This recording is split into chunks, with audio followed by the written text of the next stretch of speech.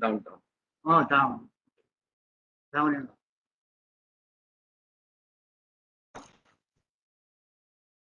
up. Can I take off my face mask because I think we are safely distanced?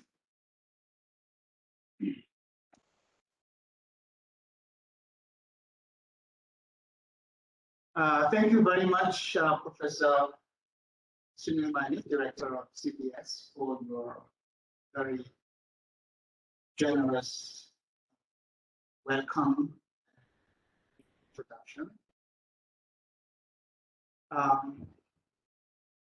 It's a great honor and pleasure to deliver the 12th B.G.Kumar Lecture at the Center for Development Studies. This is my first visit to the great state of Kerala, not to mention CBS. But frankly, I don't feel like I'm a complete stranger.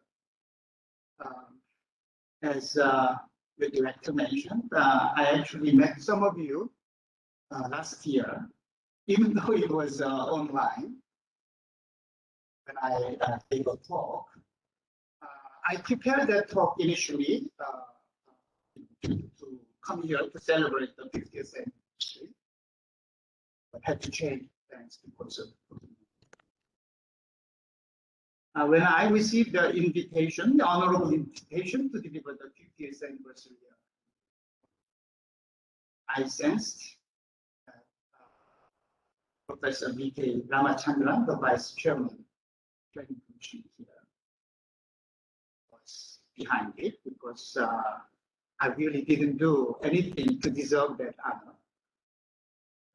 Thanks to him and of course, gracious invitation by CBS, I've been enjoying the very pleasant hospitality of the people here in Kerala and the beautiful scenery of Kerala nature, excellent taste of the cuisine here. Thank you all very much, and all of you who come here and also connected. Thank you for being with me today. Just a little of words about my connection with Dr. Ramachandran.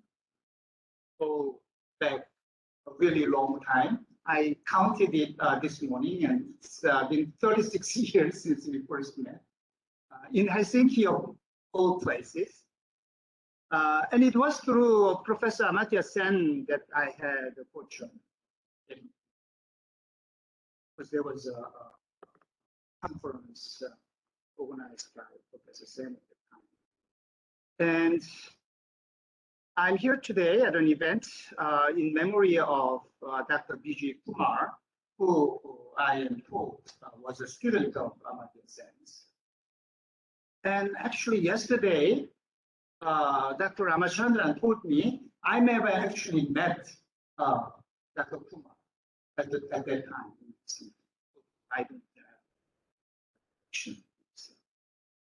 And I just learned a few minutes ago that the first B.G. Kumar lecture was delivered by Professor Sen.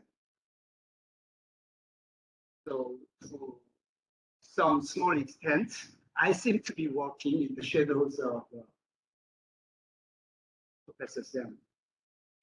And in fact, his writings caught my attention to the possibility and importance of achieving good social outcomes or human development outcomes, even when per capita income level is low, with Kerala as a prime example. When I first read about Kerala, I didn't even know it was one of the states in India. So the Kerala model development, my own research convinced me to go a step further. Social development is not only a good thing in and of itself, but valuable as a springboard for rapid growth once the right conditions are approved. South Korea and China, as Professor Mani mentioned, are prominent examples of this achievement. And this is, moreover, a general conclusion from my review of the development experience of the entire development 70 years. Kerala's experience also conforms to this pattern. It was one of the poorest states in India when I first got to know about Kerala. But now it's one of the rich states, thanks to it. The topic of today's lecture, the East Asian miracle, 30 years later, is related to this World Bank study.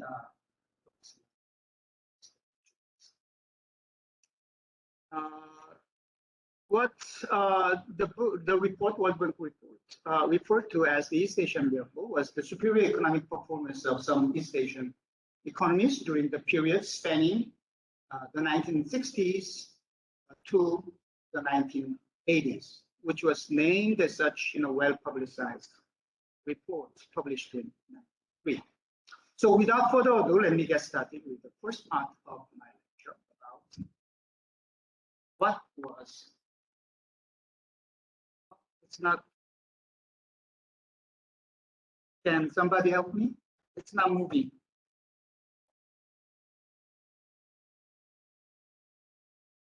Yes. Huh?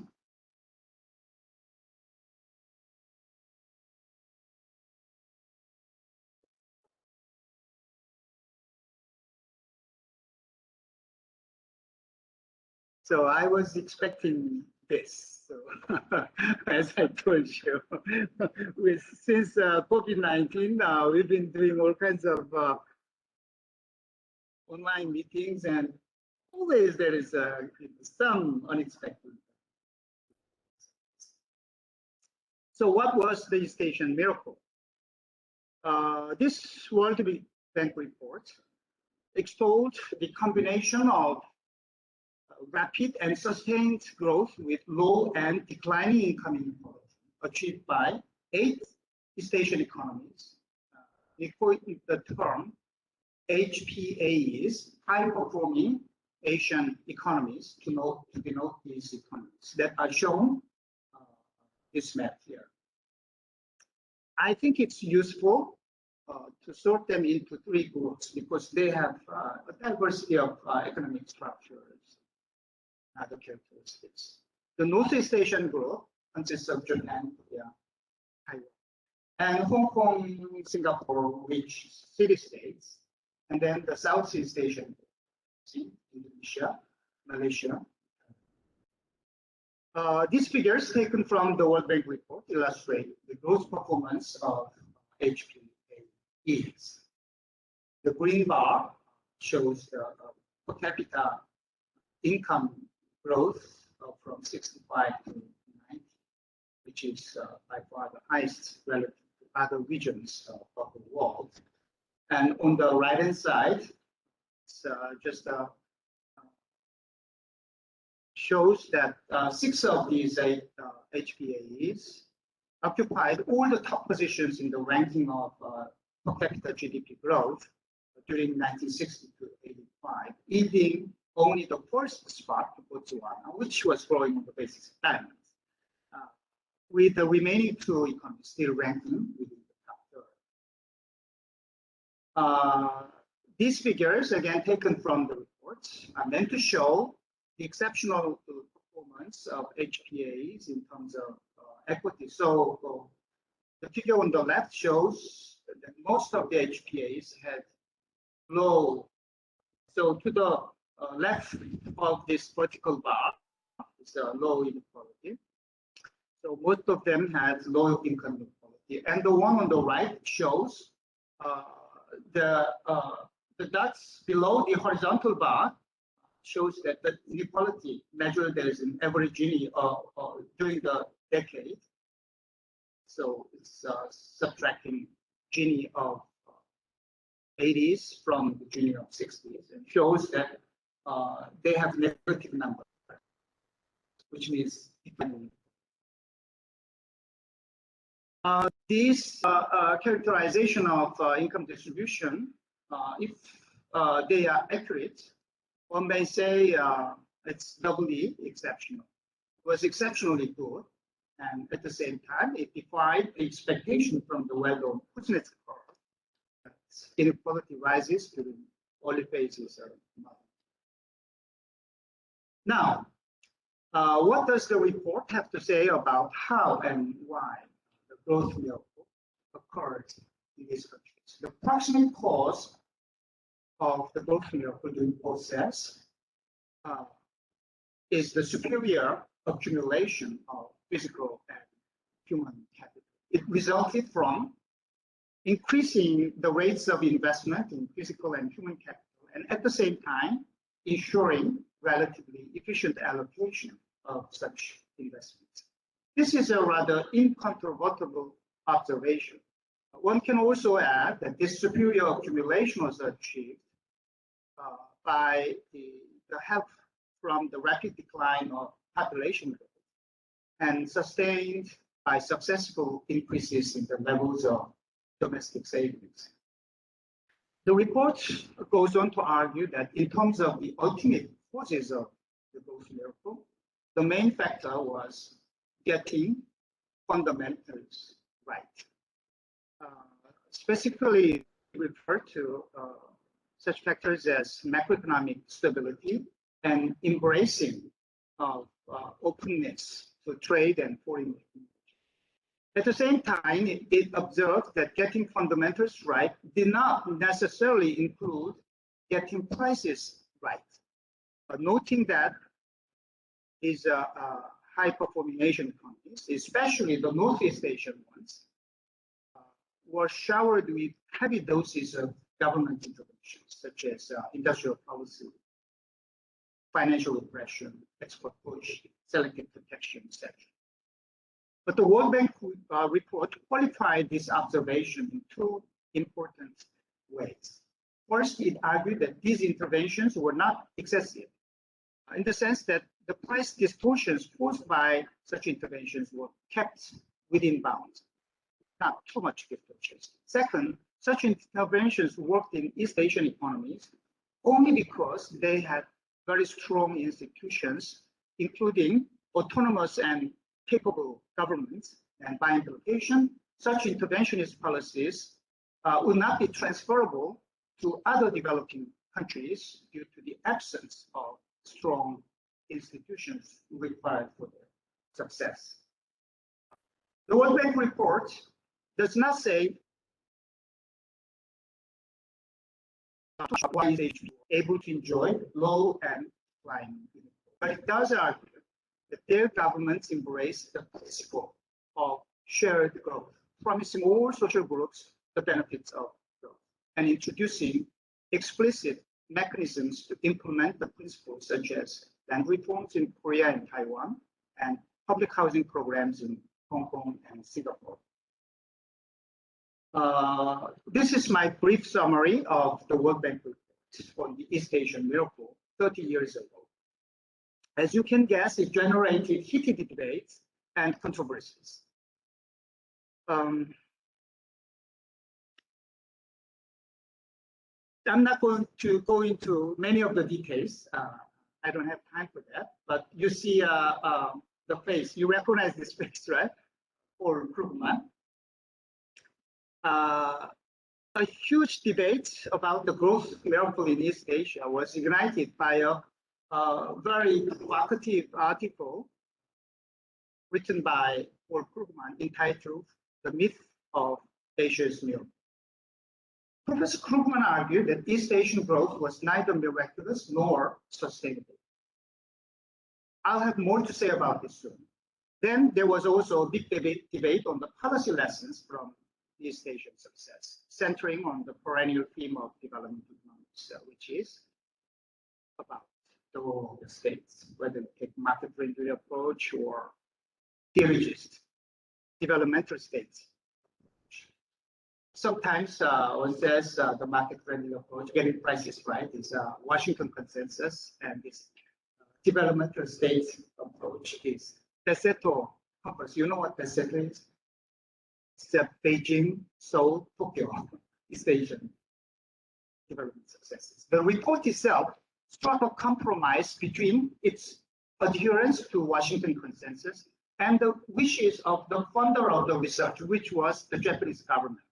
And it hoped, by funding this study, it hoped to dethrone the orthodoxy by having the World Bank, one of the central pillars of the Washington Consensus, find the secrets of East Asian success in active government interventions. After the publication, purists from both camps attacked the report vehemently, which, to be honest, suffered from many inconsistencies in the process of making compromise. Anyway, regardless of the findings of the report, the World Bank, on the whole, stuck to its market-friendly approach, frustrating the intention of the Japanese government funded this research. On the other hand, not too much was written about the equity miracle. In fact, I'm one of the few who raised the issue of this analysis.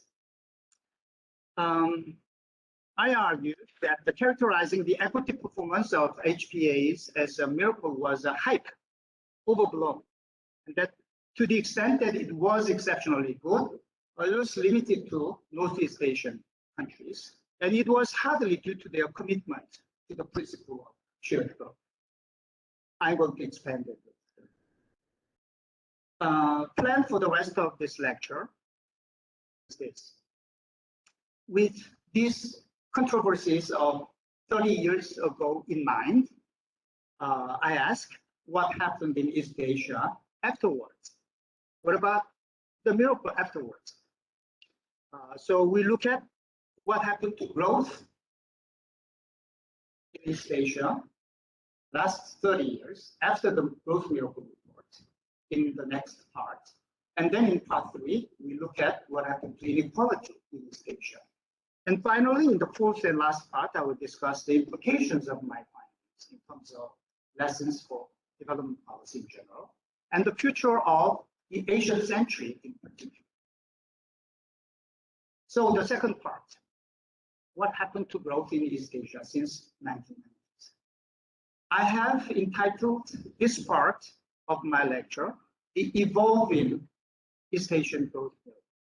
Because, as you can see from this graph, the East Asian ascent continued even after the miracle period. In the 50s and 60s, East Asia was much poorer. It's the red line here, much poorer than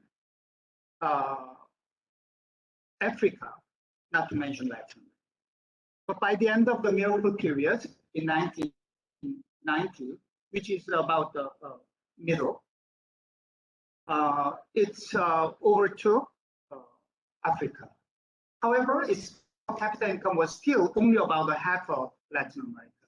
The gap continued to narrow after 1990. And today, actually, this graph goes only up to 2016, but during the last 5-6 years, and especially because Latin America was hit very hard by the COVID-19 shock, now the average income in Asia is slightly ahead. The continued ascent of East Asia does not mean that HPAs continue to pull the growth of the region. In fact, there was a reversal in growth performance between HPAs, the miracle economies of the World Bank report, and the rest of East Asian economies after the miracle period. The average growth rate of HPAs during 1991 to 2019 was only 3.2%. And it's a substantial reduction from 5.5% of the miracle period. But the average growth rate of East Asia without the HPAs was now substantially higher than the HPAs.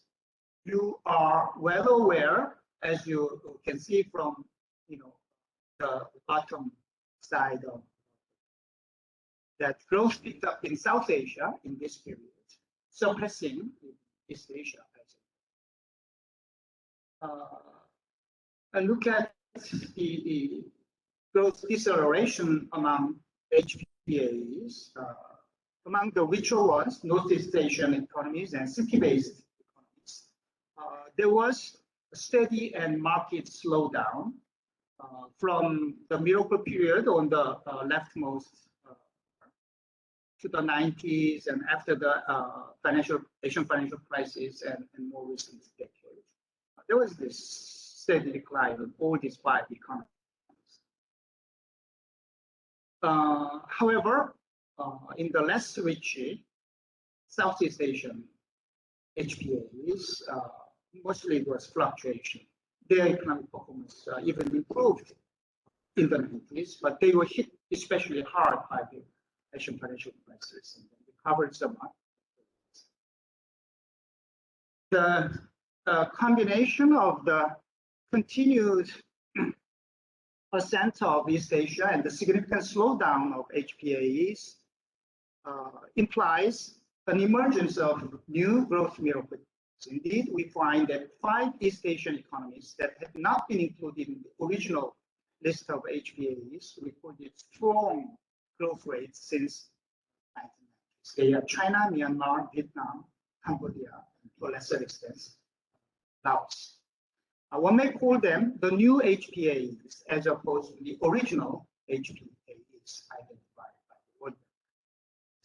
In this graph, which reproduces the earlier one, replacing the original HPAs with these new HPAs, dramatically illustrates the arrival of the newcomers pulling the engine of East Asian. This new HPAs now, tremendous growth. The next figure contrasts the growth performance of the new HPAs with the old HPAs from the miracle period to the 1990s until the Asian financial crisis. That's the second bars. And then to the next period up to global financial crisis and to the most recent period. As you can see, the blue ones, the old HPAs, are decelerating and the new ones are growing very rapidly. Finally, this figure shows that the new HPAs belong to the top 15 in terms of the average growth rate of GDP per capita during the period spanning 98 to 2019. Now we turn to the analysis of why growth slowed in the Northeast Asian, in East Asia, and especially the I already mentioned Krugman's critique, The Myth of Asia's Miracle, published in Foreign Affairs in 1994, a year after the publication of the World Bank. In that article, Krugman argued that HPA's growth was based largely on perspiration, that is, factor accumulation, working very hard, saving a lot, and investing, etc., rather than inspiration, which is about productivity growth, measured in terms of total factor, which was unlike growth in advanced countries and actually similar to the kind of growth that happened in the Soviet Union until 1950s. This meant, according to Krugman, there was no narrowing of the technological gap between East Asia and the advanced Western countries. It followed that deceleration of growth in East Asia was inevitable as it was running into diminishing returns. Krugman was quite confident in making the following prediction. Quote, this is Krugman's words. From the perspective of the year 2010, current projections of Asian supremacy, extrapolated from recent trends, may well look almost as silly as 1960s vintage forecasts of Soviet industrial supremacy did from the perspective of the present years. That is, the Asian century many were talking about in the early 1990s was only a pipe dream, like Khrushchev declaring, "We will bury you." And the Asian model was not in any way superior to the Western model. As we saw just now, Krugman's prediction of a slowdown in East Asian growth was very much vindicated. But his analogy with Soviet growth was far off the mark in mind. Contrary to Krugman, there was actually a dramatic narrowing of the technological gap between East Asia and the advanced Western economies. For instance, the figure here describes the narrowing of the technological gap in IC, integrated chip manufacturing in Taiwan and Korea between 1975 and 95. This, shows the, I don't know, we don't have to go into the details, but it's a very objective measure of technological capacity, how that is narrowing.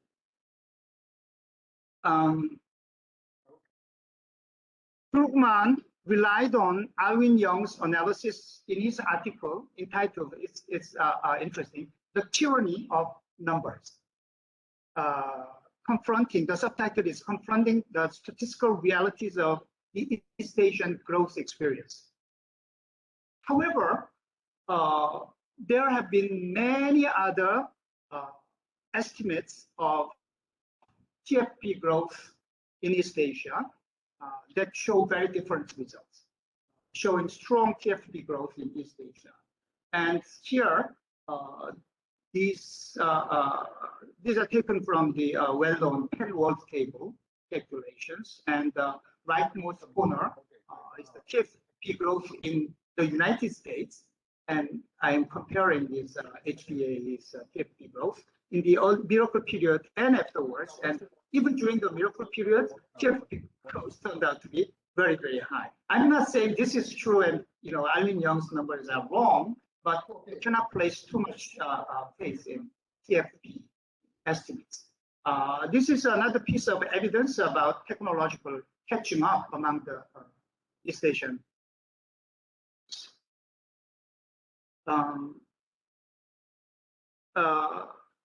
On the left, I show that the developing countries in East Asia have been making very impressive progress in terms of technology achievement index. And on the right, I show that all the HPAEs plus China are now ranked very, very high within the top 23 in the latest IMD World Digital Competitiveness Ranking. This is last year's ranking. And all these countries are ahead of many of the European countries. And you cannot possibly say that there was no narrowing of technology. Yeah. Indeed, the growth successes in East Asia came from rapid factor accumulation, to be sure, but at the same time, rapid technological catching up also played a very important role. In this context, we may note that increased savings and investment in both physical capital and human capital cannot possibly be sustained without technological upgrading in a reasonably market-based economy. If it is a planning-based economy like Soviet Union, you can go like that for a while until you actually crash. But in market economy, how can you keep investing more and more? Without technological upgrading, the returns to investment will crash, and there will be no investment. And in this context, I quote Krugman again, and suggest that it is so really silly to think like this. A man with a bulldozer can dig a ditch faster than one with only a shovel, obviously, but he's not more efficient. He just has more capital to work with. But of course, shovel and bulldozer involve different technologies. Bulldozer is not only more capital, but embodies much more advanced. The slowdown of growth in East Asia, it seems to me, is basically a result of not only diminishing returns, there was an element of that too, but diminishing advantage of backwardness. You know this, right? Which in turn is a result of successful technological catching up. Advantage of backwardness refers to the potential of easier and larger technological catching up for countries with greater existing gaps. As the gaps narrow, there are less advantages remaining. That is obvious, right? Finally, I look at the impact of external shocks on East Asian growth. On the left-hand side, I show you the recovery pattern from the Asian financial crisis. And on the right, the East Asian recovery shown in the black line.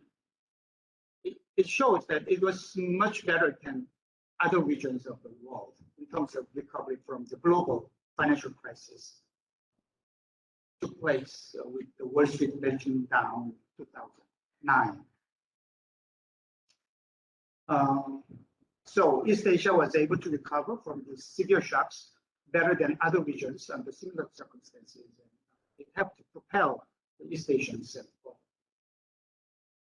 So that was a quick overview of what happened to the growth miracle. Now, let me turn to what happened to the East Asian equity miracle. I entitled this part of my talk, Elusive East Asian Equity Miracle, because I don't believe the characterization of the income distribution in East Asia as a miracle to begin with, I don't think that was really correct. These figures are taken from the article published in Journal of Development Studies in Income Distribution Growth in East Asia. And I show, okay, let me explain this a little bit. The graph on the left-hand side. I checked the claims of the World Bank report on the equity miracle. And then I found that the claims were based on a very arbitrary selection of samples. You can create any kind of result if you choose the countries that you compare with. So I tried a more objective comparison, shown here. First, I tried to minimize the sample bias by including all the countries for which the data existed in the World Bank data set. Then I calculated the average and the median values of inequality ratios for each income group. Because from Kuznets curve, we know there is a tendency for inequality to rise with income and then go down, which is exactly what I find in this graph. Okay, the graph, the hump-shaped graph, shows one is average, one is a median of each income group.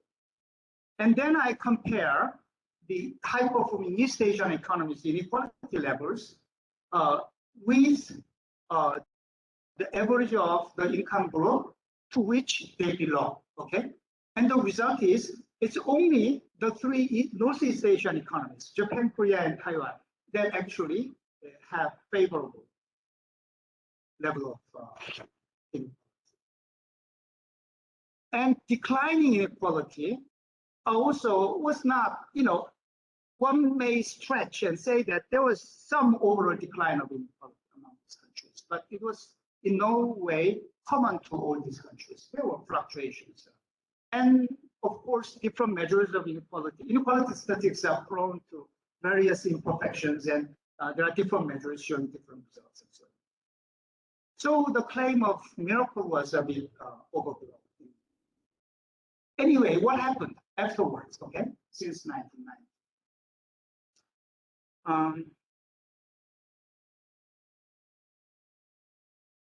This figure shows that changes in inequality for both the original HPAs, and I also look at the change in inequality of the new HPAs, China, Vietnam, Myanmar, etc., as measured by the difference between the average Gini in the 2010s and the average Gini in 1990s, just like the World Bank data, using World Bank data. And you can see most of them, including the Northeast Asian super. How do I do this? Okay, just believe me.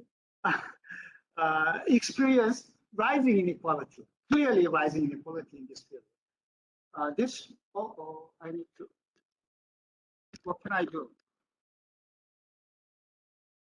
This stays. Huh? I'm sorry.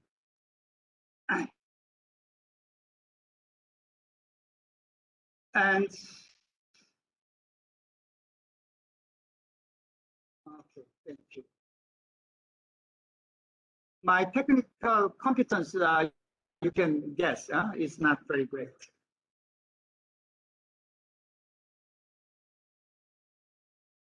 Oh, now we have to share what's more. Okay, yeah.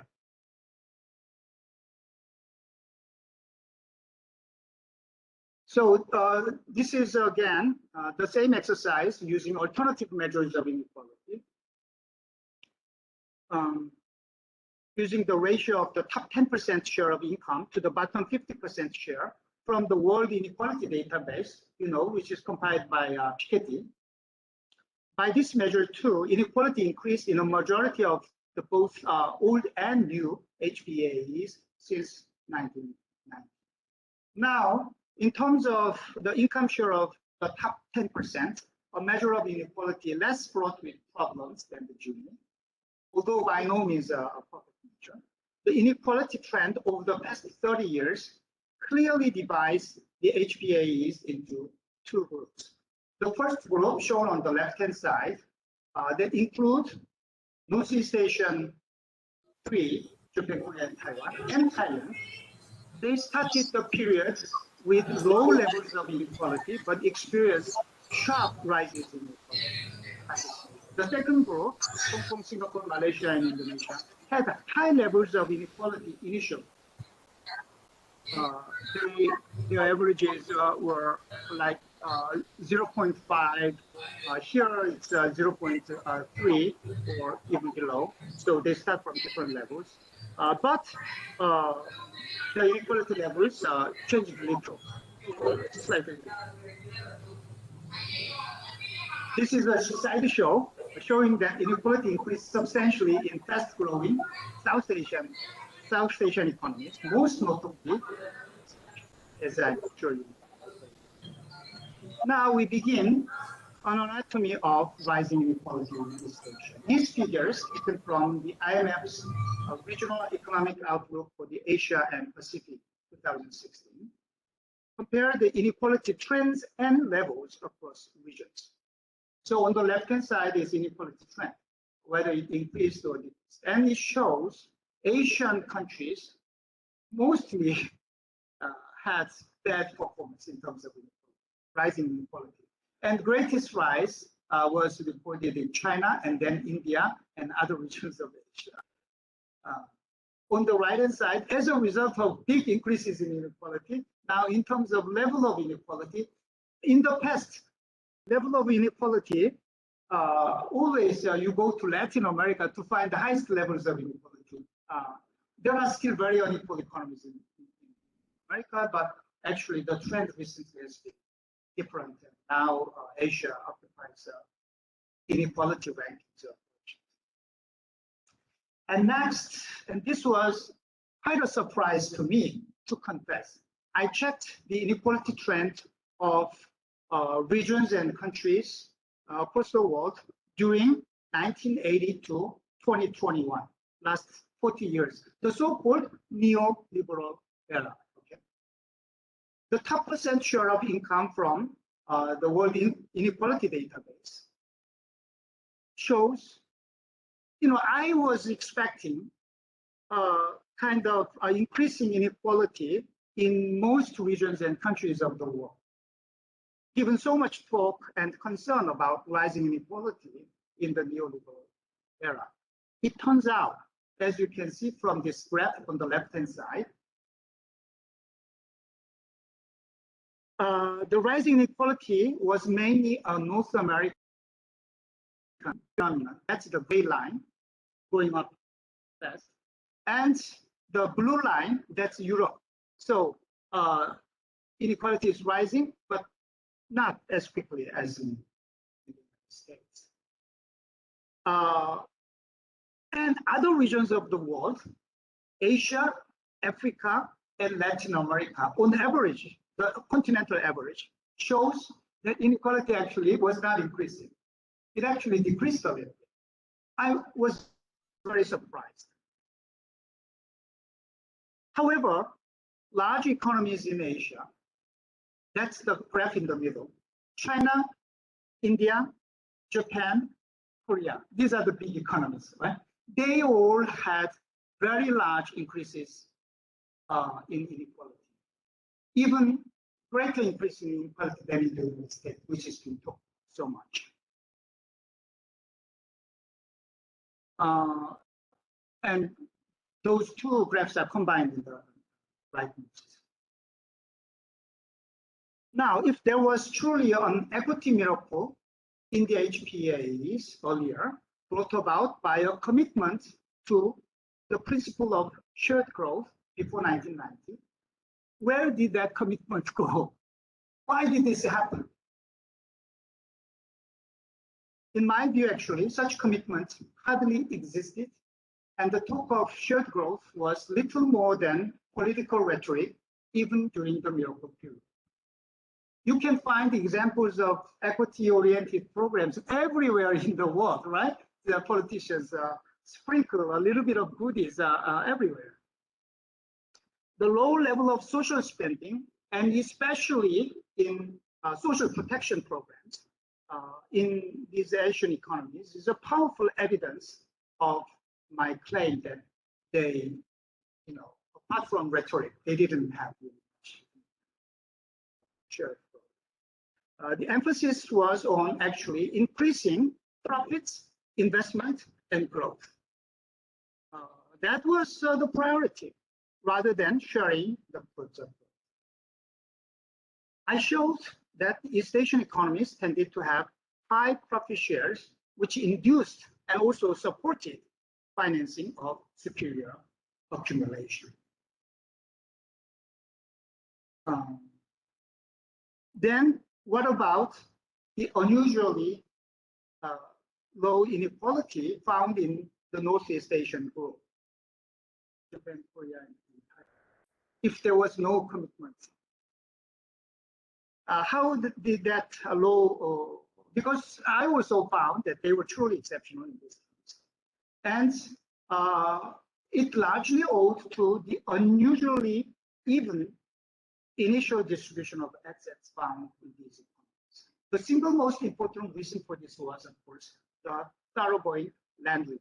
In fact, Japan, Korea, and Taiwan are the only places where thoroughgoing land reforms took place without a socialist government in charge. It was because of very special historical circumstances. Korean Peninsula, it was completely revolutionized, especially because North Korea, after being occupied by Soviet Union, they had this complete land reform, and South Korea farmers are very, they were expecting the same thing. And also it was the American occupation that carried out the land reform. They didn't have special connections with the landlords there. The same thing happened in Taiwan because the Kuomintang forces, having been defeated by the Chinese communists in the Civil War, they went to the island, and they don't have special law for the landed landowners there. So they realized that they need to get the support from the farmers. And in Japan, of course, the American occupation decided that these landowners were backbones of the fascist politics in Japan. So they dismantled zaibatsu and also carried out very special circumstances. The early implementation of universal education, even though Korea, for example, was the poorest country in the world, but started mandatory education. And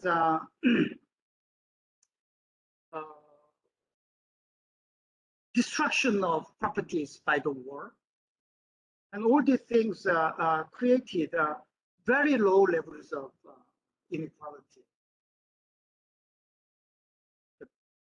before the growth. Since increasing concentration of wealth is inevitable in capitalist development process, unless there are strong redistributive interventions.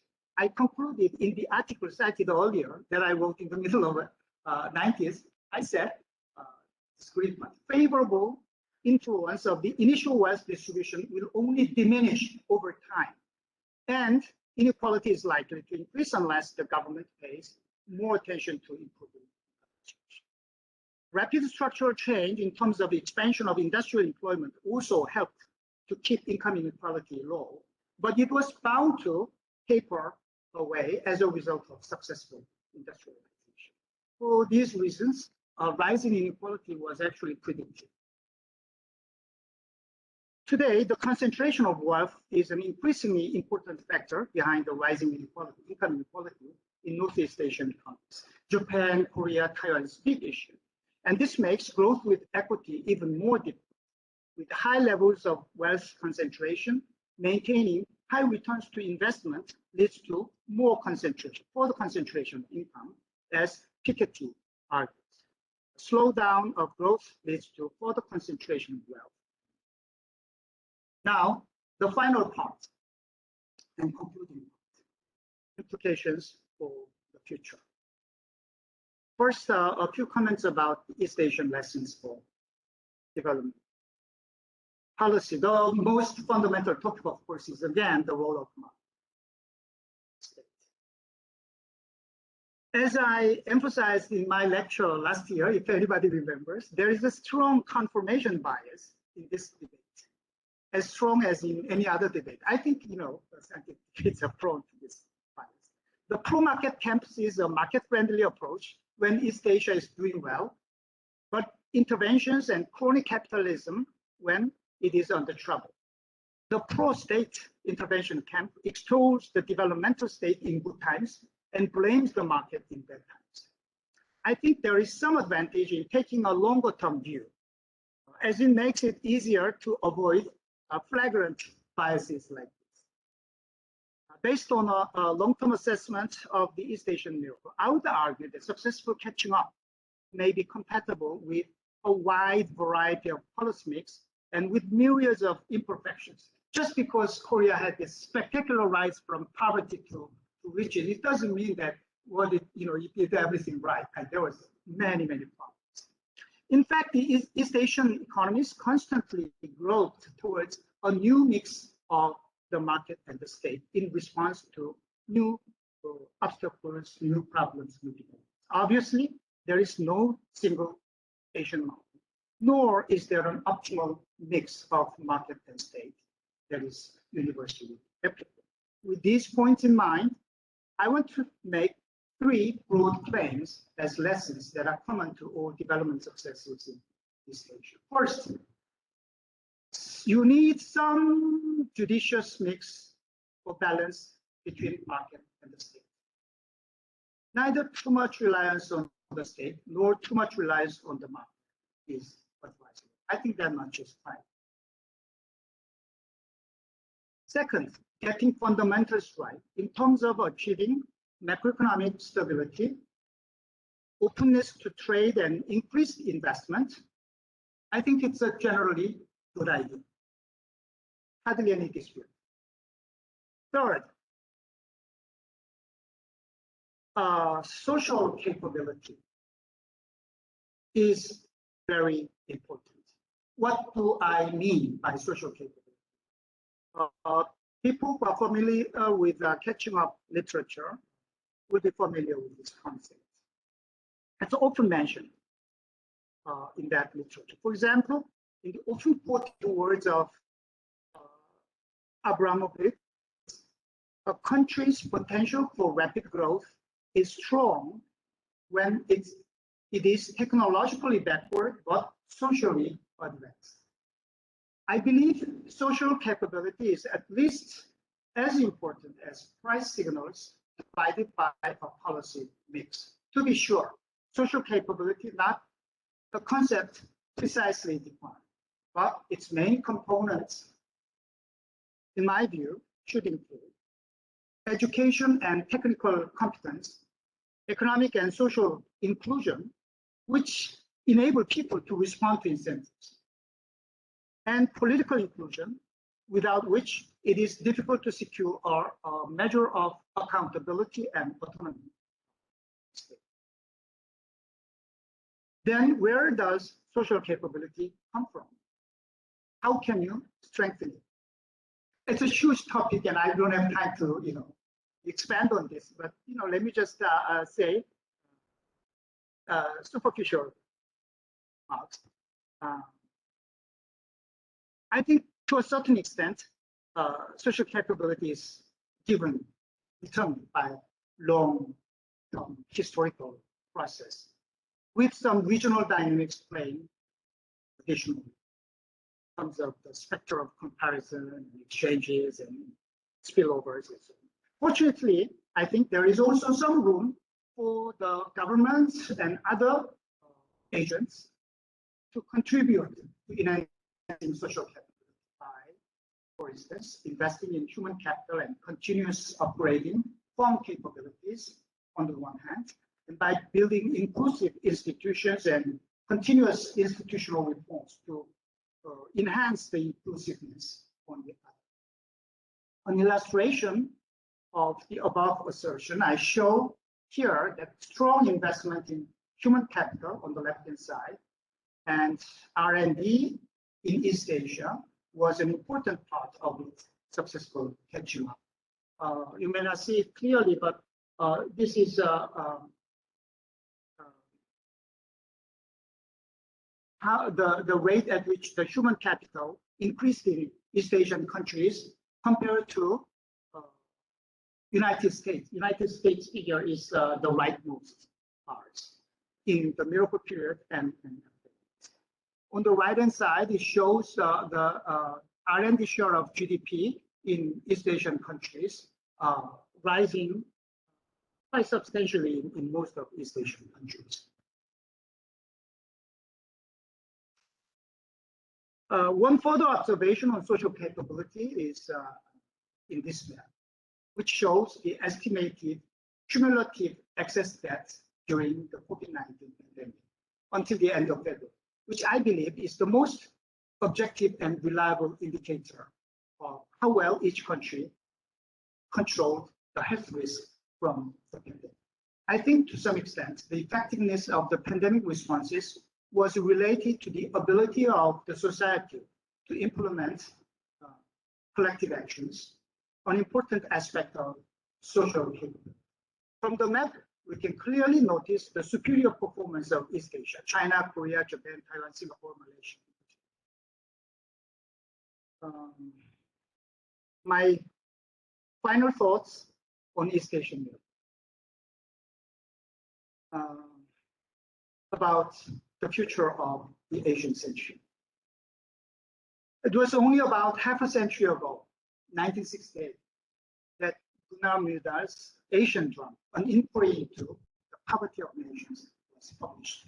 But actually, the East Asian miracle was already taking place at the time of Asian occupation, starting with the rapid growth in Japan, and then followed by the Four Tigers, and followed by other HPAs, and then the thunderous rise of China.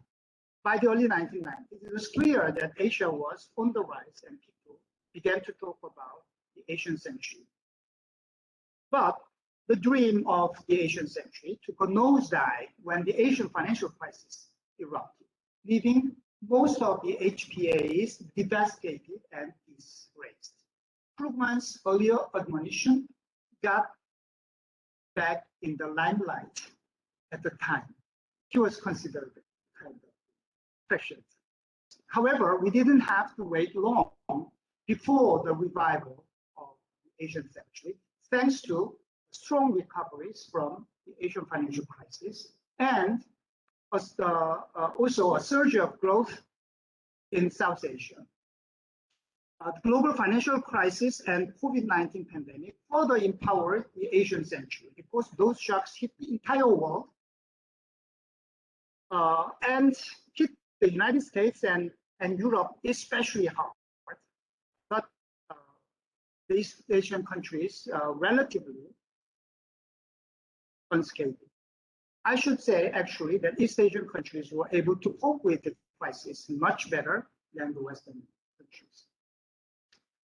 So let me quote a couple of recent writing on the Asian century. McKinsey Global Institute's report, Asia's Future is Now, was published in 2019, says the question is no longer how quickly Asia will rise, it is how Asia will lead.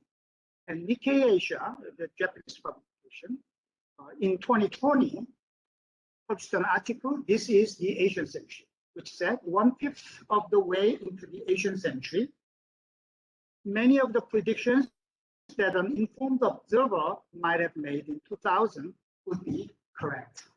The Asian share of the global GDP reaching 50% has often been considered a milestone for the Asian century. And this has already been passed if we compare GDP across countries in PPP terms. It was in 2019 or 2020. And this is based on IMF estimates. Even if we compare GDP in dollar terms, this milestone is very likely to be passed before 2050 by certain. The graph on the right-hand side shows steep rises in the ladder of relative GDP ranking, not only by China and India, but by other East Asian and South Asian countries like Indonesia, the Philippines, and Bangladesh. The prospects for the Asian share of global GDP improved significantly after the COVID-19 shock, as Asia was, on the whole, able to limit the economic damage better than other regions. This table, this table based on the latest IMF projections. It shows the big recession of 2020, the recovery in 2021, and the projection, IMF projection for GDP growth in this year. If we consider the growth performance over these 3 years, both advanced and developing Asian countries have fared significantly better than their counterparts in other regions, except Japan.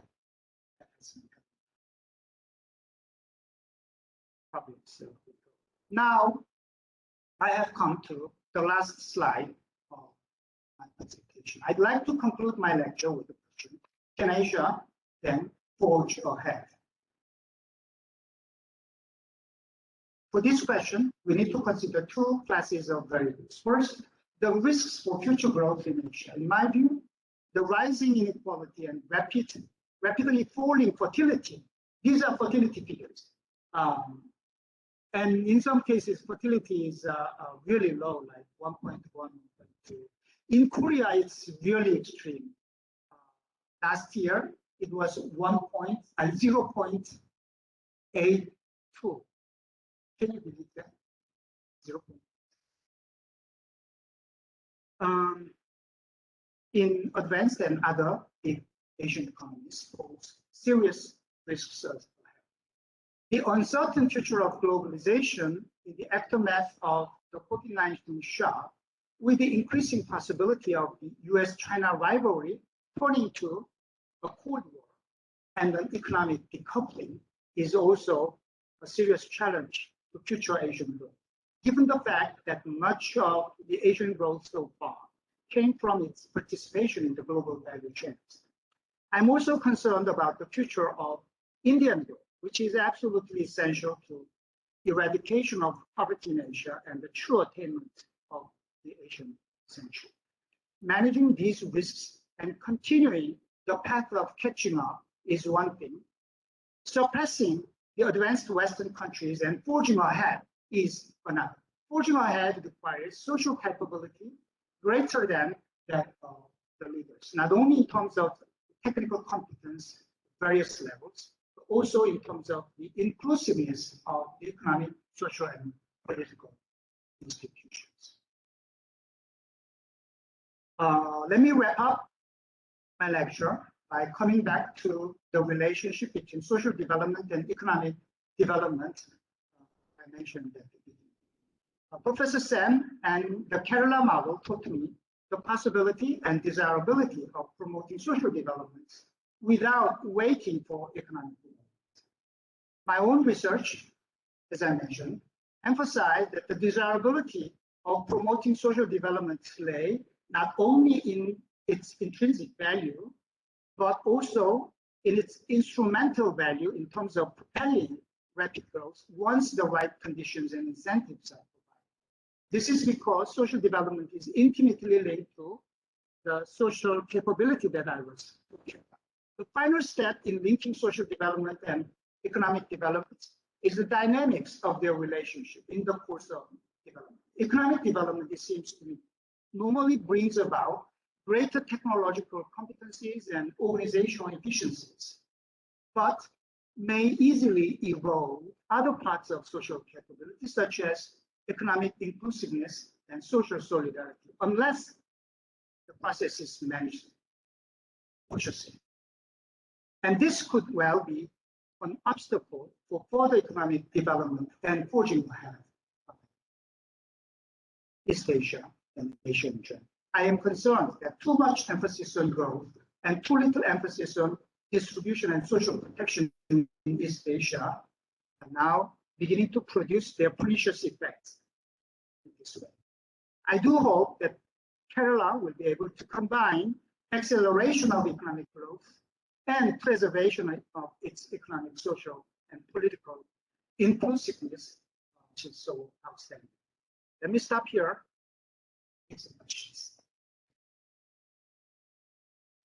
Thank you very much. So, sure.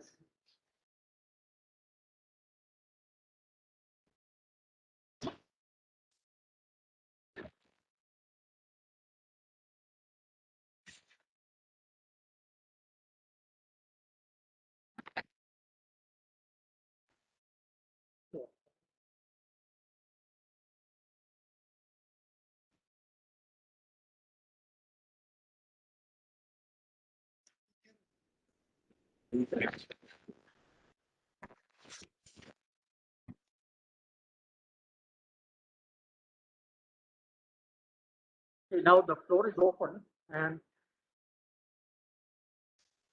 those who wish to ask a question would just show your signal, and then somebody will carry the microphone to you, and then you can ask. And those who are participating online would just unmute themselves and ask a question directly.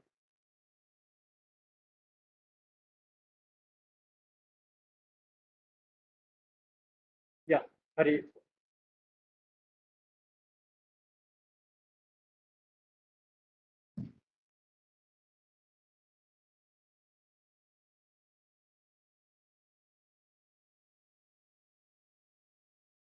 Sir, two points of the lecture. You mentioned about the Asian financial crisis.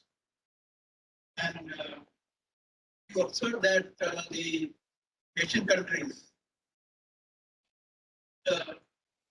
managed to get out of the financial crisis faster than some of the Western countries that they experienced. I think this is a very important observation. The way countries spoke up of America for many centuries were not really there. This was a major East Asia, East Asian America. And I would like to know how this social capability, a very interesting idea which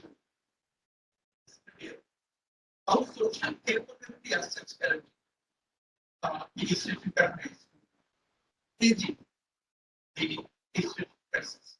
Can they be related, or are there other factors? Yes, you can ask. This is on. Okay. Thank you very much. That's an excellent question. To be honest, I think the most important reason for relatively quick and strong reason was actually China. China provided the cushion. During the Asian financial crisis, China declined to devalue its currency and supported. And also because it maintained a strong growth, and there are all trade connections. So that was very good. And also during the global financial crisis, China had very strong fiscal stimulus and continued the growth expansion, and that also was very helpful. At the same time, there are many other factors, but something that you mentioned, social capital, I think was very relevant. For as a little example, let me mention this food gathering campaign that took place in Korea right after I stand by.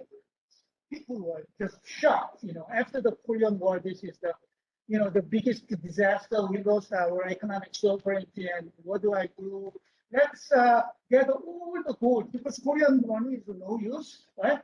And we have normal people, every city, they don't have dollars, so let's gather all the gold we have, from the marriage rings to your, to the teeth and everything. And so millions of people came to the bank with their gold. And the gold was not enough to repay the foreign debt, of course, but the foreign creditors. I met some of the people from the IMF and the World firms at that time, and they all said, "We are so impressed. I'm sure you should be able to overcome this crisis pretty quickly if country, the nation in crisis, can, have this kind of mindset and cooperate." And then actually pretty strong reform measures were accepted and supported by owners of the society. And normally in Latin America and other crisis-stricken countries, riots and of social conflict. So in that sense, social cohesion, inclusiveness that maintained on great excellent.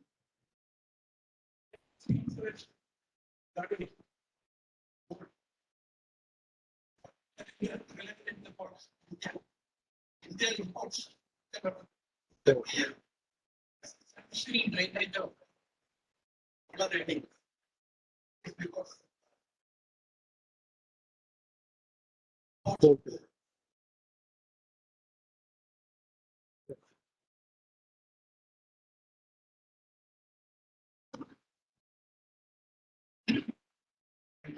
so taking us to the situation. It is a words like stimulation of this institution. So I have a chance to help some of your criticisms. Yeah, so they will be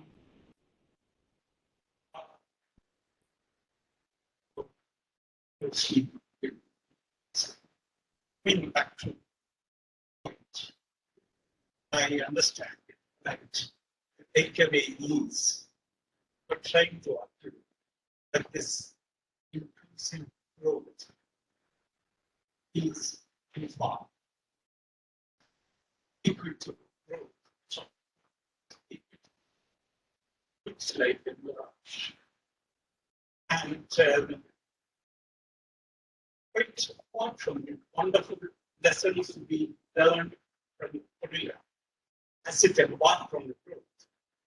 For growing tension, crucial significance of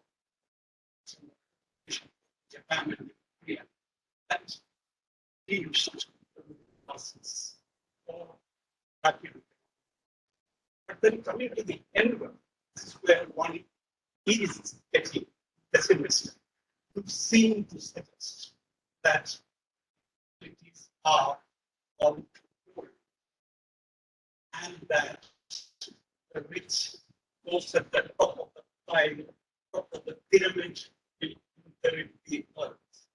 If that happens, this balance between state and market suggests as a really materials, because if inheritors are going to have their way at redistributing to say then enhancement of capabilities can lead to technological upgradation, the kind of cushion the road effects, maybe line of inequality for a while, that can be handled if inequality remains paramount in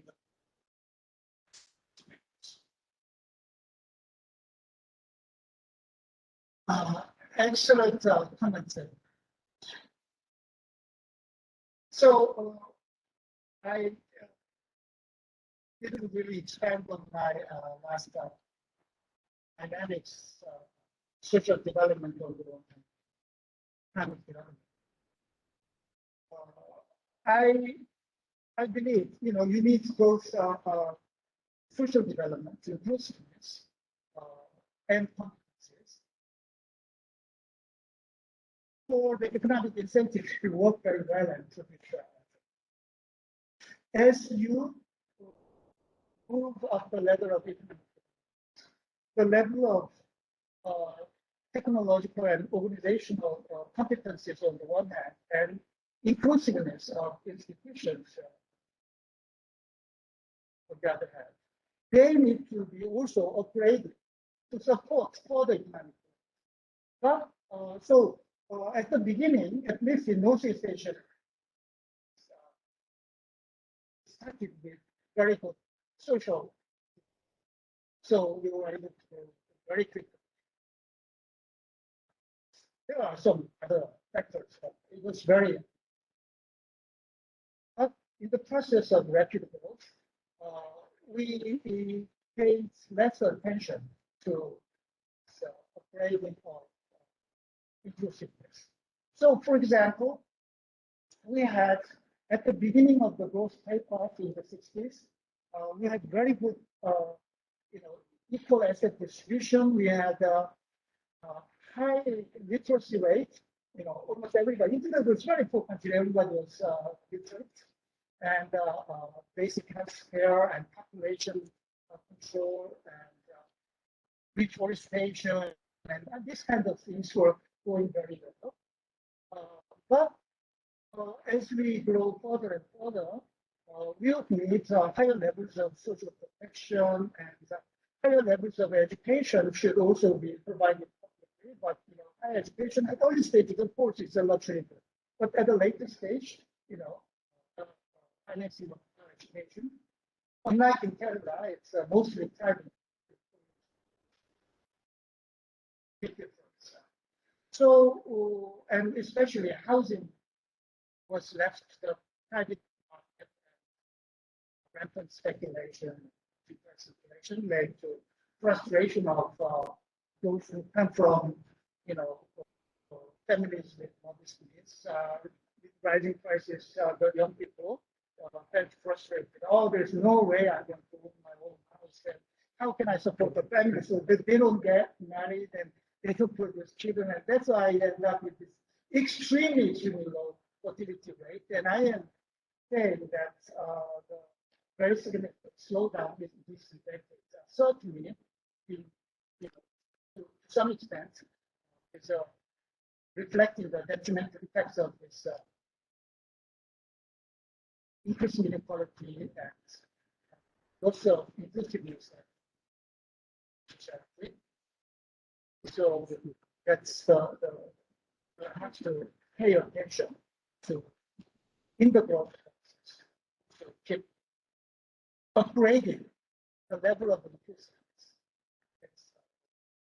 And I am very worried. Precisely. And already, because of this inheritance, particularly in terms of this control of the family control the large business conglomerates, which is called Jebel in Korea. They dominate society more and more. The state had the autonomy at earlier phase, but now the West speaks more and more powerfully. So the state business relationship is getting in the process of getting. I'm worried about. Margaret. Thank you. in the Asian data, I think one need to separate China and show that's China, given its size and appreciates. That's my. Other thing is within East Asian East Asian, Korea and Nepal. Then you have the Southeast Asia and resources value. And my impression is that after the financial crisis, the effect of financial crisis. And I mean, you showed the price graphs in Asia has still the financial crisis. I mean, there's no, it's almost like a bigger Asian financial crisis graph. I wonder if it's really segregated. Let's say it's a violent or say immigration. Comparing with say Korea, I think inflation is I could be wrong.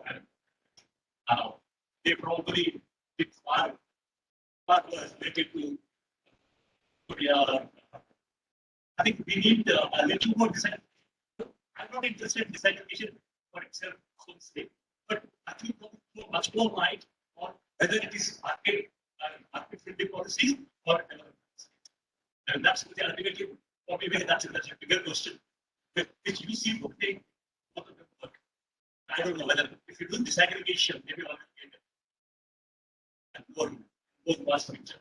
And one last point, you are using Piketty's data, which is the right side.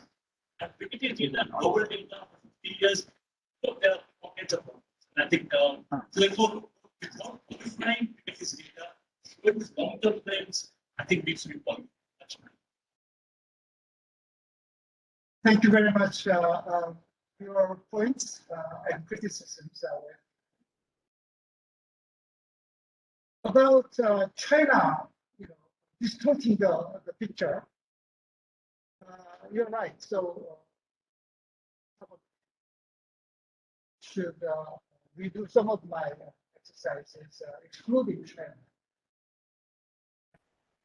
However, I also show it's only a PlayStation miracle didn't include China there. China was not there. But later, the continued ascent of East Asia, obviously, owes a lot to China's role. And I also mentioned that quick and strong recoveries from through financial crisis that this region also owes very much to China's positive role. Nonetheless, even without China, the overall performance was compared to other regions pretty strong. That is true. Not as impressive as China's. And then there is also Chinese economies because of this deepening of regional integration in China and Southeast Asia. You cannot, totally separate. There were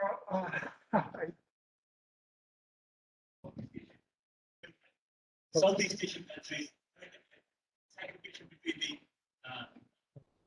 empirical economy, Taiwan, vis-a-vis Thailand, Indonesia. If I make a distinction, my impression is that the Asian countries did not perform as well as the yeah. And because therefore the effect of the Asian crisis is not severe. Yeah. I think that's a nuance. But that also showed that these were the countries which the development state was far weak.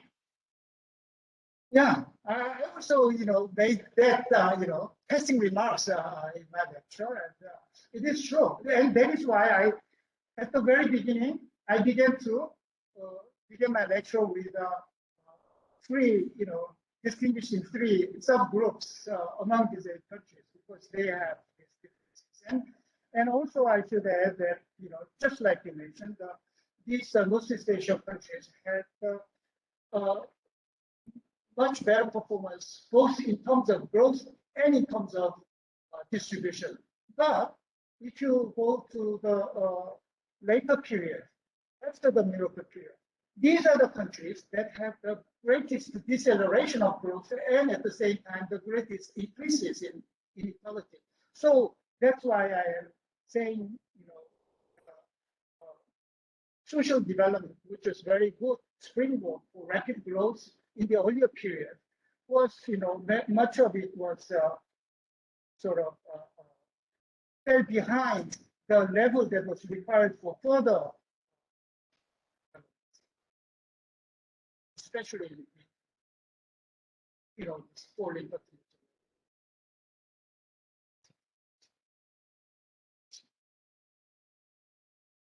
Could we take one question from the? Oh yeah, absolutely. The question. Shall I read it out? Yes. Okay. While the point about judicious mix of state and market role is understandable, shouldn't we be concerned with the missing role of community, except as a recipient of the goodies generated by state and market? Because what you're saying is that you have missed out, including community, and you are talking only about state and market, because there is also the community which is important in distributing public goods. And the notion of social capability laid out here seems derived from and dependent on the state and market rather than an independently active space that can also counter state and market dominance. Approaches to well-being therefore become all about inclusion in the state and market alone. But neither the state nor market can help people reflect on social relations and help rebuild them, even if inclusion of this sort happens. I wonder what you think about it. I know what the question is about. Yeah.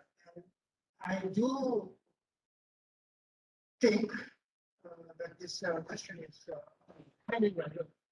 It's a good question, and I don't mean to devalue the role of community. And I must confess that I was just following more or less the standard economics approach.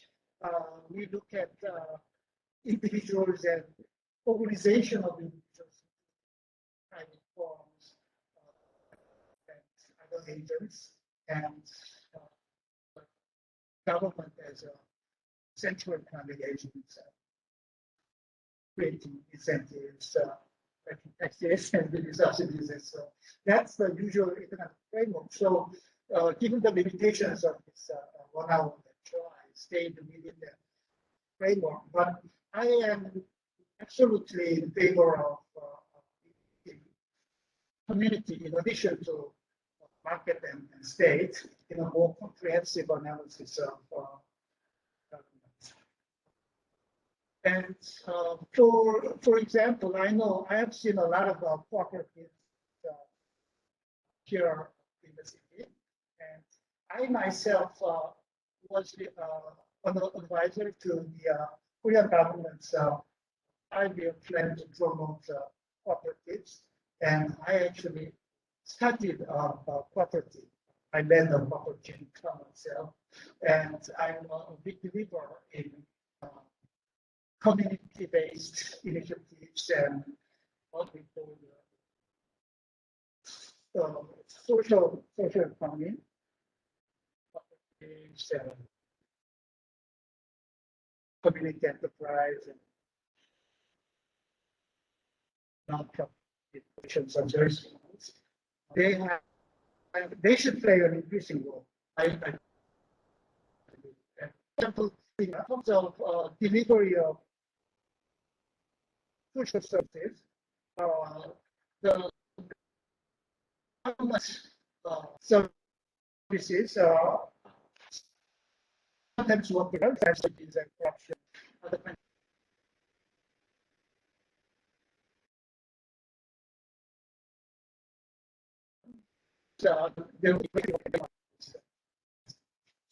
so I very much appreciate it.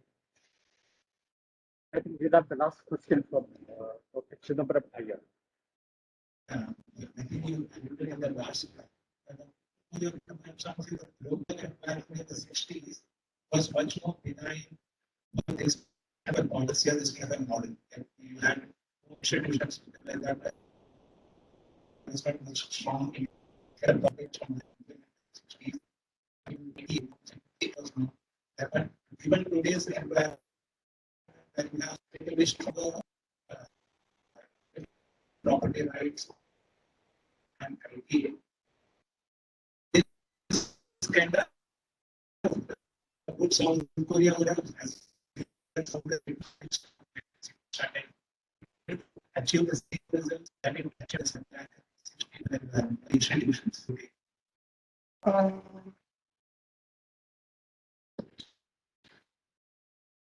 Obviously, in different times and in different groups and in different you have a very specific French. This global environment is also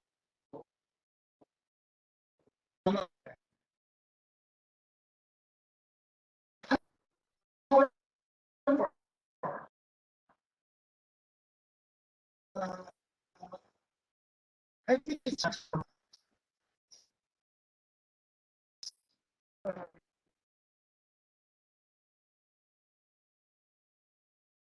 intellectual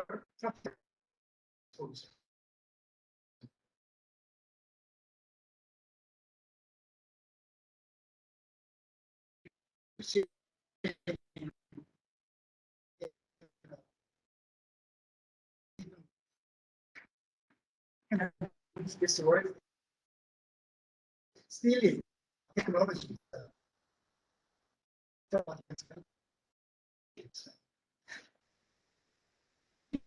It has never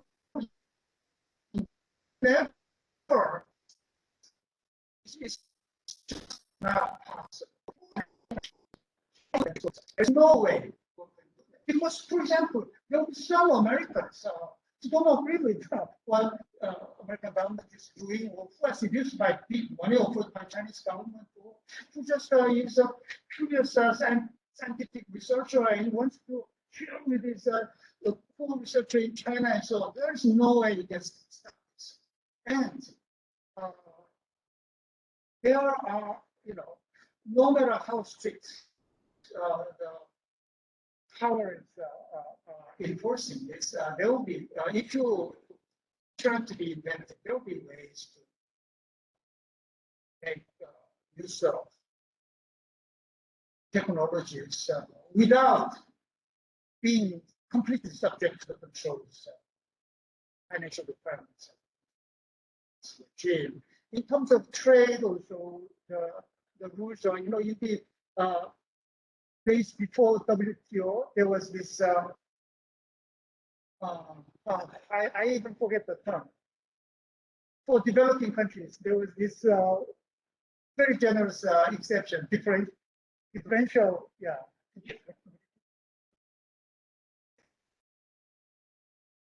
Yeah, GSP, and also, all kinds of, policy instruments were available. But now it's much more strict.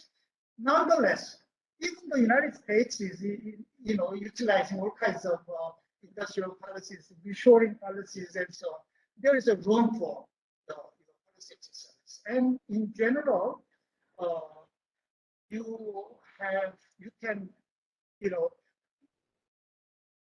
making use of the global markets in terms of technology, realizing gains from trade, or introducing some new, stimulus for innovation and so on. I think that is a very important element of development, and it can be innovative. Even though the environment overall may be slightly more challenging than the one we had in the 60s. And the South Korean case, at least, I think Japan too, the Americans made their market available without too much bothering us. But things are in that sense slightly more difficult. But fundamental assignments, there is a fundamental. Just to add on to what he said, is that the strength of the intellectual property right regime is not a necessary condition for any economy to grow.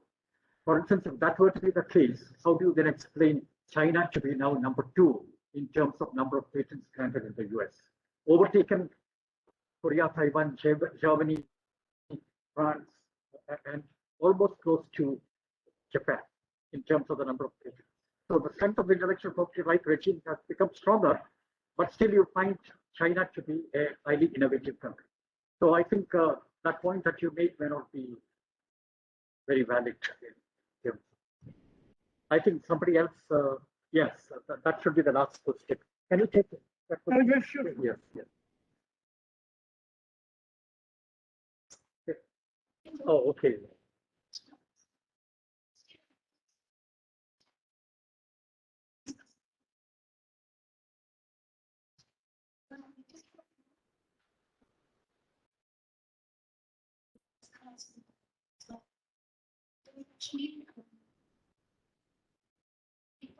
It's present in cultural as a purpose of it is a piece of presence seen through Korean drama as well.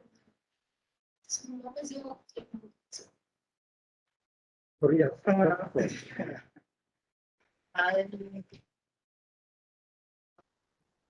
I really don't have a very thought out view on this, and I'm no expert. And I wonder myself, what's the appeal of this Korean popular culture to so many people around the world? And one thing I suspect is that Koreans, this